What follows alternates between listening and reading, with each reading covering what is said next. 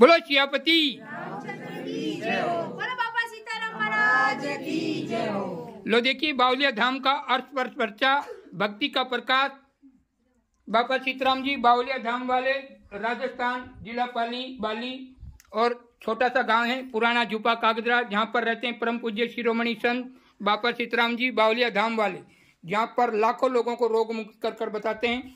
ये बालाजी का धाम है, उनके बाजू में ही केतला जी का धाम है, नाड़ी के ऊपर बावलिया धाम है। इसलिए यहाँ पर भक्ति का अर्थ पर्चा बताया जाता है। बहुत से नास्तिक लोगों की खोल दी आंखें, लाखों लोग रोग मुक्त कर दिए आशीर्वाद से। तो लो देखिए भक्ति का प्रकाश। हाँ जी, क्या नाम बताया आपका? दशरथ। दशरथ जी, आपको क्या प्रॉब्लम थी? मेरे को दादर की और माइंड तकलीफ। अच्छा, ये दादर पूरे शरीर पे थे? पूरे शरीर पर दादर थे। तो आपने दवाई नहीं ली दादर? दवाई बहुत ली पर कोई फर्क पड़ा? अब दादर कहाँ पर है आपके? अभी तो नहीं है, बिल्कुल खत्म। बिल्कुल खत्म। आपको खाने में क्या बताया था? भाजी पाव, भाजी पाव भाजी। अच्छा, पाव भाजी खाने के लिए कहा था और आपके ये सारे रोग खत्म, सब पूरा खत्म। ये देखिए, ये है भक्ति का प्रकाश। हम उन डॉक्टरों से कहना चाहते हैं, हम जितने भी जो भी बड़े जो कहते हैं कि राम नाम में शक्ति नहीं है, अगर आपको लगे तो आप प्रत्यक्ष यहाँ आकर जांच कीजिए इस मंदिर पर, इस धाम पर। हमने तो कोरोना महामारी में भी सरकार को कहा था कि इस धाम की चेक कीजिए। अगर ये धाम यहाँ वचनों में पावर नहीं होता, यहाँ रोगी ठीक नहीं होते तो पकड़ के ले जाओ, वहाँ दाल रोटा खुआओ, यहाँ क्या काम? रियल सत्य में। पर ये भक्ति का प्रकाश है, यहाँ लाखों लोग ठीक होकर गए। और इस बावलिया धाम का नाम सत्य धाम, मतलब राजस्थान के कुछ पत्रकार थे, कुछ सरकारी थे कि उन्होंने कहा कि ये सत्य धाम है। तो लो देखिए भक्ति का प्रकाश।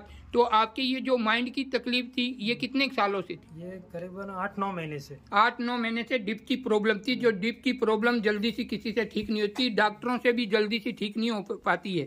डिप की बीमारी ऐसी होती है, एकदम लो हो जाना माइंड का, और वो गंदे गंदे विचार आना, मरने की सोचना, अलग अनेक प्रकार के, घर छोड़ के भाग जाऊं, को मर जाऊं, को कुछ खा लूं, ऐसी अजीब अजीब घटना घटती है जिसका माइंड लो हो जाता था।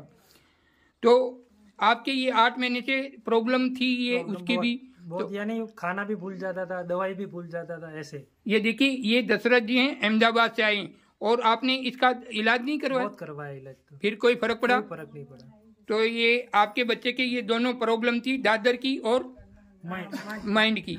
तो आपने कितनी फेरी लगाई थी? 15 फेरी। देखिए, ये है भक्ति का प्रकाश। और लोग लाखों रुपए डाल देते, कैंसर शुगर जैसी गंभीर बीमारियों में पैर तक कटवा दिए, किसी के कैंसर के लास्ट स्टेज पर उसको ऑपरेशन से नीचे उतार दिया कि भैया अब तुम्हारा इलाज नहीं। वो आदमी बिल्कुल सक्सेसफुल है और अनेकों प्रकार के रोगों से बिल्कुल ठीक कर बतलाएं, अभी आपको कोई प्रॉब्लम नहीं। तो देखिए, ये है भक्ति का प्रकाश। कुछ मूर्ख लोग, कुछ नास्तिक लोग जो अपने बाप दादा तो राम को, शिव को, कृष्ण को, महादेव जी को, गौतम जी को पूछते पूछते मर गए। और ये जो युवा पीढ़ी है, जो कुछ स्वार्थ के लिए जो भगवान का अपमान करते, उनकी बातें मानते, बोलते कि रामायण नहीं है, ये तो झूठी रामायण है, ये सब। कुछ लोग मुसलमान कभी नहीं बोलेंगे कि कुरान गलत है, पर हमारे कुछ दोगले इंसान हैं, कुछ दोगले लोग हैं, सनातन धर्म में बचे हुए दोगले लोग हैं, वो कहते कि नहीं रामायण तो गलत है।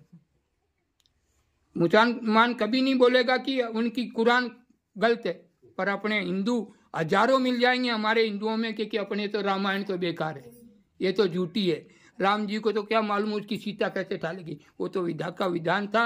उन्होंने तो ये लीला रचानी थी कि आगे कलयुग आएगा, फिर कलयुग में तो सब उल्टा सुल्टा चलेगा, तो लोग बोलेगा कि राम जी के ऐसा हुआ तो अपने हो गया, तो क्या वो उस राम जी के नाम को लेकर वो जागरूक रहेंगे और थोड़ी हिम्मत रखेंगे।